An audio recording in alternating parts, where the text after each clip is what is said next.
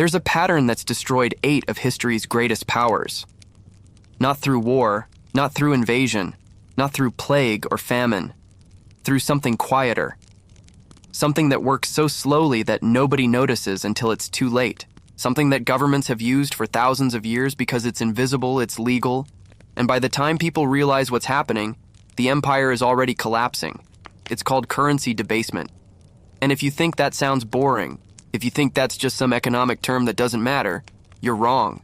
Because this invisible tax has destroyed more empires than every army in history combined. Rome fell to it. The Ottomans fell to it. Revolutionary France, Weimar Germany, Zimbabwe in our lifetime. And right now, the same pattern is playing out again. Here's what should terrify you. Every single time it happens, the people in power say it's different. They say their empire is special, their economy is unique, their currency is backed by something solid. They say they're solving a temporary problem, stimulating the economy, creating prosperity. And every single time, within decades, sometimes within years, the currency collapses, the empire fractures, and millions of people lose everything. This isn't ancient history. This is the story of how 8 different empires spanning 2,000 years of human civilization all made the exact same mistake. And it's happening again right now. Before we dive into the pattern, you need to understand what currency debasement actually is. Not in textbook terms, in practice, what it means when a government destroys its own money. Currency debasement is the deliberate reduction in the value of money by the authority that issues it.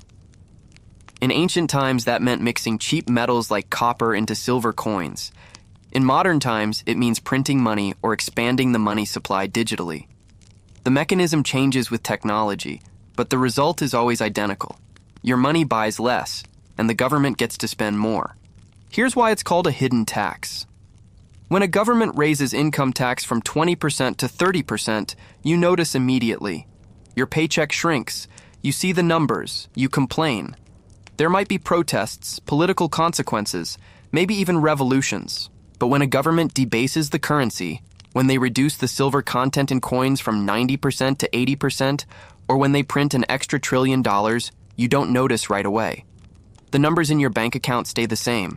Your salary looks unchanged, but 6 months later, bread costs more. A year later, housing is unaffordable. 2 years later, your savings have lost half their value. That's the genius of currency debasement from a government's perspective. It's a tax that doesn't look like a tax. It's a transfer of wealth from citizens to the state that happens so gradually that by the time people realize they've been robbed, the damage is done, and the officials who did it are either retired or dead. The process always follows the same stages. First, the government faces a budget crisis. Wars are expensive, welfare programs cost money, debts need to be paid. But raising taxes is politically dangerous, and borrowing has limits. So they turn to the printing press, or in ancient times, to the mint. They create more money, which initially floods the economy and feels like prosperity. Businesses boom, people spend, everything seems fine, but that is the trap. Within months, sometimes weeks, prices start rising. Not dramatically at first. Maybe bread costs 5% more, maybe rent goes up a bit. Most people don't connect it to the money supply. They blame greedy merchants, foreign trade, bad weather, anything except the real cause. The government, seeing that the initial debasement worked so well, does it again, and each time the depreciation accelerates. By the time the public realizes what's happening, the spiral is already uncontrollable. Wages can't keep up with prices. Savings become worthless. People who worked for decades lose everything overnight. The middle class, the backbone of any stable society, gets wiped out. And the people at the top, the ones with access to real assets like land, gold, foreign currency, they're fine. They saw it coming. They protected themselves. Currency debasement always ends the same way. Massive wealth transfer from the poor and middle class to the rich and politically connected. Now, let's look at how this pattern has played out 8 times in human history, starting with the empire that gave us the blueprint for civilization itself. In the 1st century AD, Rome was the greatest superpower the world had ever seen. Their currency, the denarius, was made of nearly pure silver, about 95%. It was accepted everywhere from Britain to Egypt. Roman soldiers received their pay in denarii. Merchants used it for trade across 3 continents. The stability of Rome's currency was one of the foundations of their power. Then the emperors discovered they could cheat. They could reduce the silver content just a little bit, mix in some copper, and mint more coins with the same amount of precious metal. Who would notice if a coin went from 95% silver to 90%? It still looked the same. It still felt the same. But now the government could mint 10% more coins with the same resources. Emperor Nero started the decline in 64 AD. He reduced the denarius to about 90% silver. Not a huge drop, most people probably never noticed, but it established the precedent. The next emperor could go to 85%, then 80%. By the time of Marcus Aurelius, the great philosopher-emperor, the denarius was only 75% silver. And still the debasement continued. Emperor Caracalla, desperate to pay for his wars and to increase soldier wages by 50%, introduced a new coin in 215 AD called the Antoninianus. It was supposed to be worth 2 denarii, but contained only the silver of 1.5. It was the first major devaluation in Roman currency, and the economy immediately felt the impact. Prices started rising faster. Confidence in the coinage began to erode. By the year 265 AD, under Emperor Gallienus, the denarius contained less than 5% silver. A coin that had been 95% pure precious metal 200 years earlier was now 95% copper, just plated with a thin layer of silver to maintain the appearance of value. And the prices, they told the real story. A modius of wheat that cost about 2 sesterces in 150 AD cost 400 sesterces by 300 AD. That's a 200-fold increase in 150 years. The Roman government tried everything to stop the spiral. Emperor Diocletian, taking power in 284 AD, issued the famous edict on maximum prices in 301 AD. He tried to cap prices on over 1,200 goods and services by law, making it illegal to charge more than the government-mandated rate. The penalty for violating this price control was death. It didn't work. It never works. You can't fix monetary debasement with price controls any more than you can fix a flood by making it illegal for water to rise. Merchants stopped selling goods publicly. Black markets exploded. People hoarded whatever they could. The urban population, unable to access goods at legal prices and unable to afford black market rates, began to starve. The money economy collapsed.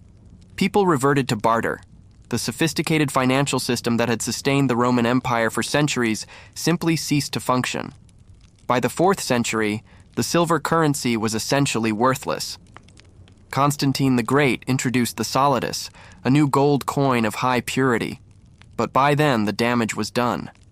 The Western Roman Empire would fall in 476 AD, and while currency debasement wasn't the only cause, it was fundamental.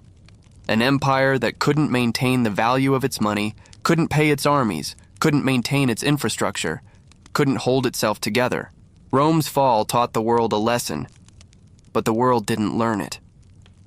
1,000 years later, another great empire made exactly the same mistake. The Ottoman Empire. At its height in the 16th century, it controlled territory spanning 3 continents. From Eastern Europe to North Africa to the Middle East, the Sultan's authority was absolute. And the foundation of that power was the Akce, a small silver coin that had maintained its weight and purity for over 200 years. From 1489 to 1585, the Akce was remarkably stable. It contained about 1 gram of silver and was trusted across the Mediterranean world. Ottoman merchants used it, foreign traders accepted it, and the empire's finances rested on it. Then came 1586, and everything changed. The Ottoman government, facing the massive costs of a war with Safavid Persia, needed money. The treasury was empty. Taxes were already high. Borrowing wasn't enough. Under Sultan Murad III's reign, a decision was made that would echo through centuries. They debased the Akce.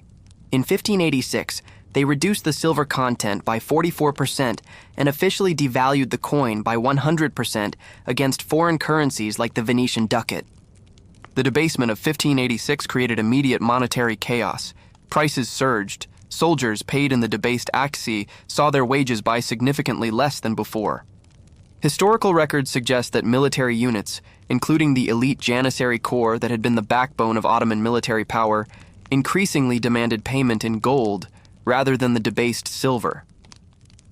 When the government struggled to meet these demands, Loyalty to the central authority began to waver. And like Rome before them, once the debasement started, it couldn't stop. Each sultan who inherited the throne faced the same problem: empty treasury, expensive wars, restless military, and the easiest solution was right there at the mint. Mix a little more copper into the silver, reduce the weight a bit more. Each time they promised it would be the last. Each time they were wrong. By the 17th century, the Akce had lost so much value that European merchants wouldn't accept it. Debased European coins, counterfeits, foreign currencies, all of them flooded into Ottoman markets because people trusted them more than their own government's money. The silver had essentially disappeared from the Akce. What remained was a copper coin with pretensions. The monetary instability devastated Ottoman commerce. Foreign trade became nearly impossible because nobody could agree on exchange rates that changed weekly. Domestic markets fragmented as different regions tried to use different coins or reverted to barter. The great bazaars of Istanbul, once the commercial heart of 3 continents, struggled to function when money itself became unreliable. By the 18th century, the Ottoman government gave up on the Akce entirely and introduced new currency units, the kurus, later divided into para. But these too would eventually be debased. The pattern, once established, is almost impossible to break. The Ottoman Empire, which had seemed invincible in 1500, was by 1800 being called the sick man of Europe, propped up only by the rivalry of greater powers who didn't want anyone else to claim its territory. Currency debasement didn't single-handedly destroy the Ottomans, but scholars have identified it as one of the fundamental factors that weakened the economic foundation sustaining their empire for centuries. When your money loses its value, everything built on that money eventually becomes unstable. Now let's jump forward to the French Revolution, where a new form of currency debasement would be invented: paper money. And the catastrophe that will come with it would unfold in years instead of centuries. In 1789, France was bankrupt. King Louis XVI had spent the treasury on wars, palaces, and a lifestyle so extravagant it had become a symbol of royal excess. The national debt was staggering. Tax revenue was insufficient. The government faced a simple choice: reform or collapse. They chose a third option: print money. In November 1789, the National Assembly seized all the property of the Catholic Church. Billions of livres worth of land, buildings, estates. And then they had an idea that seemed brilliant at the time. Instead of selling these properties slowly, which would depress prices, they would issue paper currency backed by the value of the land. These paper bills were called assignats, first issued in December 1789, and they initially paid 5% interest. Citizens could use assignats to buy the national properties at auction, and once used, the assignats would be destroyed, removing them from circulation. It was supposed to be limited, controlled, a one-time measure to solve the crisis. It was supposed to be different from John Law's disastrous experiment with paper money in 1720, which had destroyed the French economy. The revolutionaries promised this time would be different. In April 1790, 400 million livres of assignats entered circulation. The immediate effect was remarkable. Business boomed, commerce expanded, money flowed. The French economy, which had been stagnant, suddenly had liquidity. People called it a miracle. The assignats worked. But within 5 months, the government had spent all 400 million livres. The treasury was empty again. And since the first issuance had worked so well, they decided to issue more. In September 1790, another 800 million livres. This time, the assignats began to depreciate. By late 1791, they had lost 18 to 20% of their value against gold and silver. The National Assembly, now facing the costs of organizing a new government and preparing for what would become the French Revolutionary Wars, kept printing. By early 1792, the assignats had depreciated by 50%. By 1793, with France at war with most of Europe, the printing accelerated even more. By the end of 1793, almost 4.1 billion assignats were in circulation, and they had lost 60% of their original value. The French people watched their savings evaporate as prices spiraled out of control. The devaluation was so extreme that prices became almost meaningless. Workers demanded to be paid daily, sometimes twice a day, because the money they earned in the morning would be worthless by evening. The revolutionary government, desperate to stop the inflation, passed the law of the maximum in 1793, which set maximum prices on bread, flour, and other essentials. Anyone caught charging more than the legal price was declared an enemy of the revolution and subject to the guillotine. And yes, some merchants were actually executed for raising prices. The price controls created exactly the opposite of their intended effect.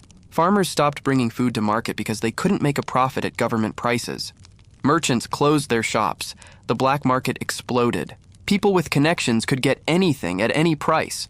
The poor, with no connections and no ability to navigate the illegal economy, starved in the streets of Paris. By November 1795, 19.7 billion assignats were in circulation. They had lost 99% of their value. The paper was literally worth more as kindling than as currency. In February 1796, in a public ceremony before a massive crowd, the government destroyed the printing plates for assignats. The experiment was over. The French economy lay in ruins. The revolutionary government tried one more time. They introduced a new paper currency called the mandat in 1796, supposedly backed by land. The mandats began depreciating before they were even fully distributed. People had learned their lesson about paper promises. By February 1797, France returned to gold and silver coins. Napoleon Bonaparte, who would seize power in 1799, vowed never to allow France to use unbacked paper currency again. The assignat disaster destroyed the French economy for a generation. It impoverished millions. It created a massive debtor class that profited from inflation by repaying loans in worthless currency, while savers and wage earners lost everything. The assignats, which were supposed to solve France's financial crisis, instead became one of the great monetary catastrophes of history. And the world still didn't learn the lesson, because 130 years later, another government would try the same thing, with even more devastating results. After World War I, Germany was broken. The Treaty of Versailles demanded reparations that would cripple any economy. 132 billion gold marks, which in today's money equals over $500 billion. The German government had to pay, but the economy was shattered. Factories were idle, unemployment was massive, tax revenue was insufficient. So the government turned to the printing press. At first, it was gradual. Before the war, the exchange rate was just over 4 marks to the US dollar. By 1920, $1 bought 69 marks. The government kept printing to pay reparations and to subsidize industries and to keep the economy from total collapse. They promised it was temporary, that things would stabilize, that the inflation was caused by the reparations burden, not their monetary policy. In January 1922, things accelerated. France and Belgium, frustrated that Germany wasn't paying reparations fast enough, occupied the Ruhr Valley, Germany's industrial heartland. The German government responded by ordering a general strike. They told workers to do nothing that would help the occupiers, but those striking workers still needed to be paid. So the government printed money to pay them. The hyperinflation began. In January 1923, $1 cost 17,000 marks. By April, 24,000. By July, 353,000. By August, 4.6 million. By September, 98.9 million. By October, 25.3 billion. By November, 2.2 trillion marks. In December 1923, the final rate was recorded, 4.2 trillion marks to $1. Read those numbers again. That's not a misprint. 4.2 trillion marks for a single dollar. A loaf of bread costs 200 billion marks. A beer costs trillions. People carried money in wheelbarrows, not because they were rich, but because you needed a wheelbarrow full of bills to buy anything. Stories circulated of thieves who would steal the wheelbarrow but leave the worthless money behind. Workers demanded to be paid twice a day because the money they received in the morning would be worthless by evening. Restaurants stopped printing menus with prices because the prices would change before the meal was finished. One famous story tells of a German student who ordered a coffee for 5,000 marks. When he ordered a second cup, it cost 7,000 marks. The price had risen in the time it took him to drink the first. The middle class was annihilated. Anyone with savings lost everything. Pensioners who had worked their entire lives and saved carefully found their life's work had become worthless. You could have 1,000,000 marks in the bank and it wouldn't buy you a single egg. The wealthy, those with land or gold or foreign currency, survived. Everyone else was devastated. Law and order broke down. Food riots erupted in cities across Germany. Farmers refused to sell their produce for worthless paper and began demanding payment in food, goods, or foreign currency. People in cities marched into the countryside to loot farms. The social fabric that holds a society together simply tore apart. In November 1923, the government finally admitted defeat. Hjalmar Schacht, a banker, was brought in to create a new currency, the Rentenmark, backed by mortgages on German land. But more importantly, the government stopped printing money. The printing presses were shut down. The hyperinflation ended not because they created a new currency, but because they stopped debasing the old one. The damage was catastrophic. The hyperinflation destroyed any remaining faith in democracy among millions of Germans. People looked at the Weimar Republic and saw only chaos, incompetence, and betrayal. They wanted stability. They wanted someone who promised order and strength. 10 years later, Adolf Hitler would rise to power partly on the trauma of the hyperinflation that destroyed a generation's faith in their government and currency. And still, the pattern repeats. Because less than a century later, another government would destroy its currency in almost exactly the same way. In the year 2000, Robert Mugabe, the president of Zimbabwe, faced a problem. He needed money to reward his political allies and bribe his enemies. The economy was struggling, and tax revenue was insufficient. So he did what desperate leaders always do. He turned to the central bank and ordered them to print money. At first, the inflation was manageable. Prices rose, but not catastrophically. By 2006, the inflation rate reached 1,000% per year. That's when things began to accelerate. The government kept printing money to pay for military adventures, to import food, to fund political campaigns, to maintain power. And just like Rome, just like revolutionary France, just like Weimar Germany, the pattern played out with mathematical precision. By 2007, inflation had reached hyperinflation levels, exceeding 50% per month. By mid-2008, annual inflation reached 11.2 million%. By November 2008, monthly inflation hit 79.6 billion%. Let me repeat that, 79.6 billion% per month. The official annual inflation rate for 2008 was calculated at 89.7 sextillion%. That's not a number anyone can comprehend. What it meant in practice was that prices doubled every single day. Your money lost half its value every 24 hours. If you had a Zimbabwe dollar on Monday, by Tuesday it would buy half as much. By Wednesday, a quarter. By Thursday, an eighth. Within a week, your money was essentially worthless. The government responded to the hyperinflation by printing larger and larger denominations. First came the $1 million note, then 100 million, then 10 billion, then 100 billion, and finally, in 2008, the government printed a 100 trillion Zimbabwe dollar note. It was the highest denomination currency ever officially issued by any country, and at the time it was printed, it couldn't buy a loaf of bread. ATMs stopped working because the software couldn't handle numbers with that many zeros. The machines gave data overflow error messages. Banks ran out of space on their ledgers. Basic mathematics became impossible when you needed calculators capable of handling trillions. The Zimbabwe government tried the same failed tactics every hyperinflating government tries. In 2007, they declared inflation illegal. Anyone who raised prices could be arrested. Executives were imprisoned for changing price tags. It didn't work. It never works. You can't arrest your way out of monetary collapse.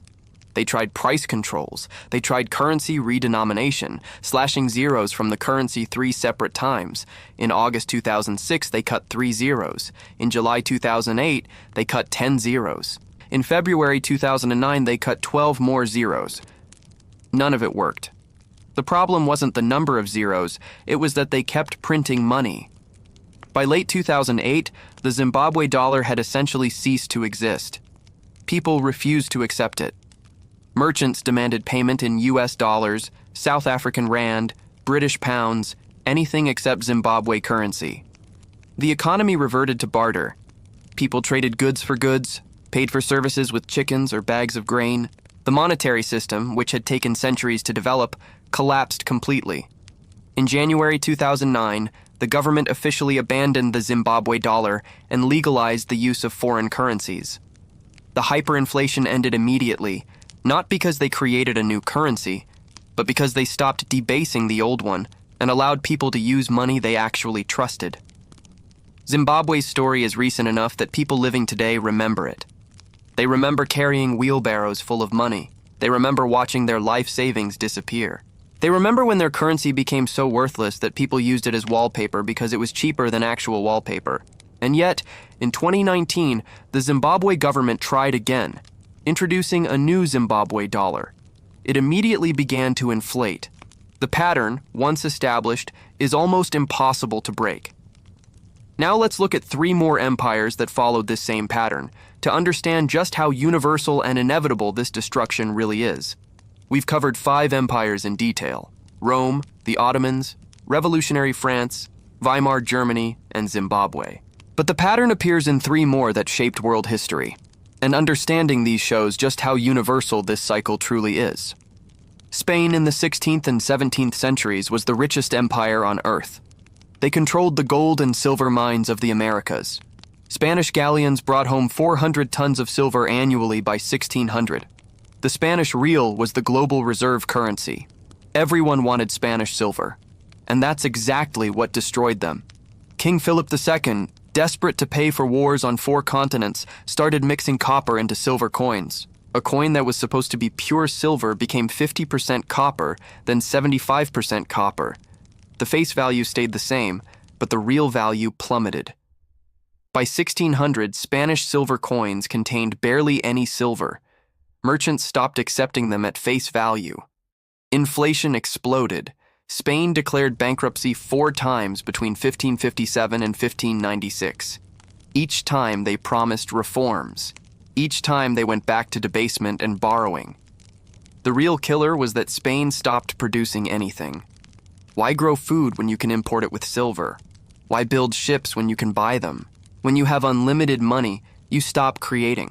Manufacturing declined. Agriculture stagnated. All the wealth from the Americas flowed straight back out to pay for imports. Spain became a conduit where wealth flowed through, but none of it stayed. By 1640, Spain had lost Portugal. By 1650, they lost the Netherlands. They went from the world's superpower to a regional power in less than a century. Currency debasement didn't just hurt their economy, it destroyed their productive capacity, and with it their empire. Britain in the 20th century followed a similar path. After World War I, Britain had borrowed massive amounts, mostly from the United States. The pound sterling, which had been the global reserve currency backed by gold, was under pressure. Britain's gold reserves had been drained paying for the war. They tried to maintain the pound's value at the pre-war gold standard rate in 1925, but the pound was overvalued. This made British exports too expensive, manufacturing declined, unemployment rose. By 1931, Britain couldn't hold the gold standard anymore.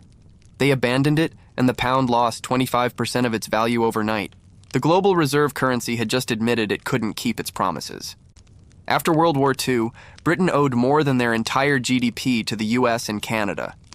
They couldn't defend their empire anymore. Couldn't afford it. India gained independence in 1947. Over the next 20 years, Britain lost everything. Africa, Middle East, Southeast Asia. The British pound kept falling. In 1940, 1 pound equaled 4.03 US dollars. Today, it's 1.27. The global reserve currency became a regional currency, and the empire became history. The Soviet Union provides perhaps the clearest example of how currency debasement connects to imperial collapse. The USSR spent 15 to 20% of GDP on military, triple what America spent. But their economy was a fraction of America's size. They were overextended militarily and economically stagnant. The ruble was never a real currency. It couldn't be exchanged internationally. Even Soviet citizens didn't trust it. They used dollars when they could get them. By 1985, oil prices dropped, and the Soviets were running out of real money, the gold and hard currency they needed for international trade. In 1989, the Berlin Wall fell. Eastern Europe left. Czechoslovakia, Poland, Hungary, East Germany, all gone in a year. The Soviet government was broke. On December 26, 1991, the Soviet Union ceased to exist. Roughly 900 days from Berlin Wall to complete dissolution. No war, no invasion, just economic implosion.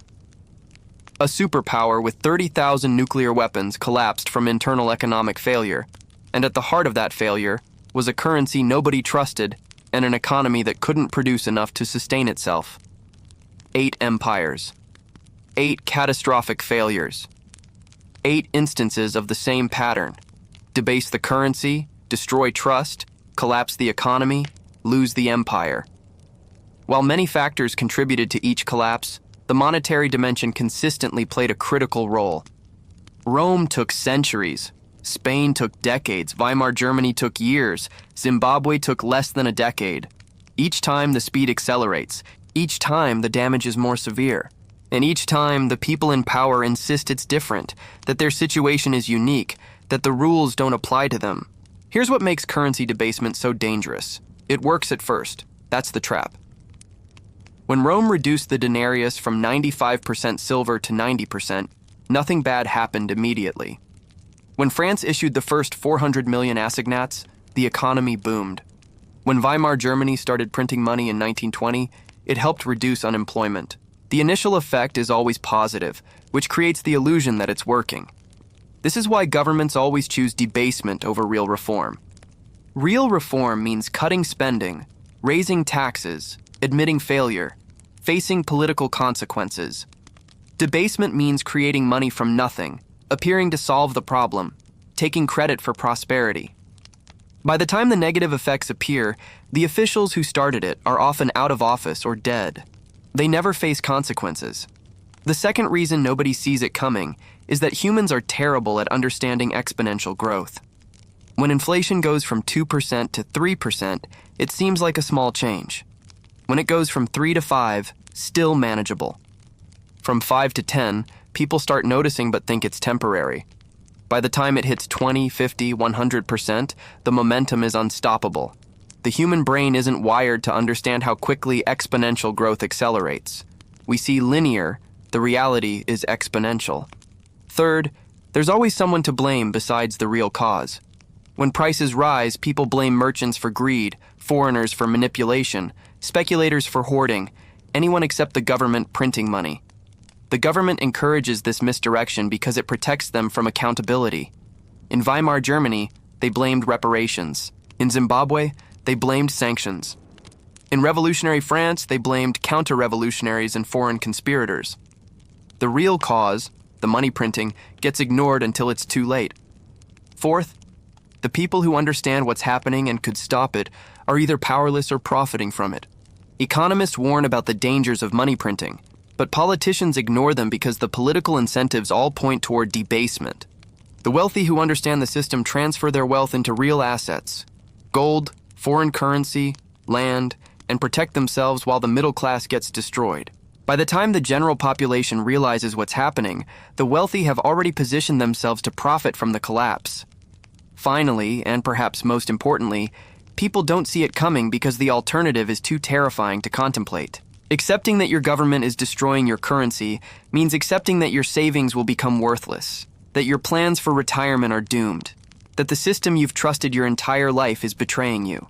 It's psychologically easier to believe that things will work out, that this time is different, that someone will fix it, rather than face the reality that you're living through a slow-motion economic collapse. That's why the pattern repeats. Not because people are stupid, but because the incentives are all aligned to make the same mistake, and the psychology of denial is too powerful to overcome until it's too late. Right now, in 2025, some economists and historians argue we're watching similar patterns emerge. The U.S. money supply has increased by 400% since 2000. The dollar has lost 98% of its purchasing power since 1971. National debt stands at $36 trillion and climbing.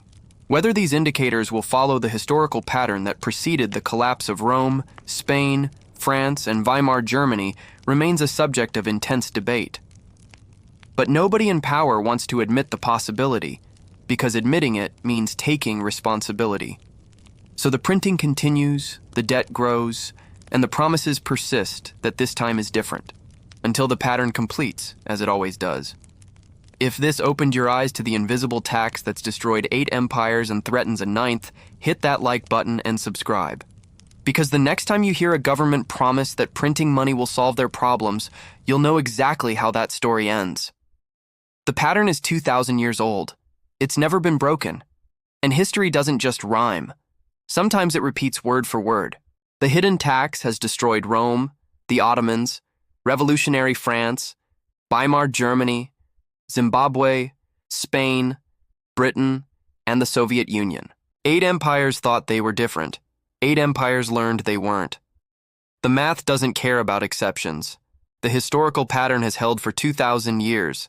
Whether any modern nation can break this cycle remains one of the most critical questions of our time. Thanks for watching.